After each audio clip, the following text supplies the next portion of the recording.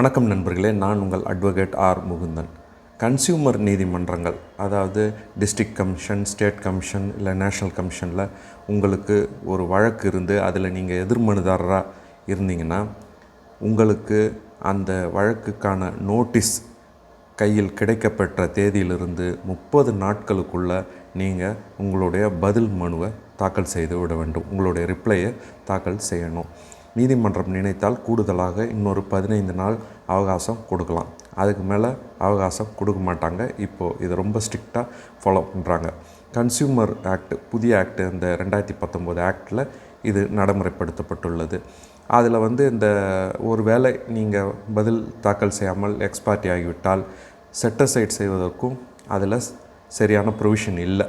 அந்த consumer act 2019 நீங்கள் மேல்முறையீடு தான் போக வேண்டிய சூழ்நிலை வரும். அதனால் மிகவும் நீங்கள் ஒரு கன்சியூமர் வழக்கில் ஆப்போசிட் பார்ட்டியாக இருந்தால் மிகவும் எச்சரிக்கையாக இருக்க வேண்டும். இளைய வழக்கறிஞர்கள், ஜூனியர் வழக்கறிஞர்களும் இதை மிக கவனமாக கருத்தில் கொள்ள வேண்டும். மற்ற சிவில் வழக்குகளில் ஏதேனும் ஒரு சூழ்நிலையில் நம்ம எக்ஸ்பார்ட்டி ஆகிட்டால் கூட அதை செட்டசைட் செய்து கொள்ளக்கூடிய வாய்ப்பு இருக்குது. இதில் அதுக்கான வாய்ப்பு இல்லை என்பதால் மிகவும் கவனமாக செயல்பட வேண்டும்.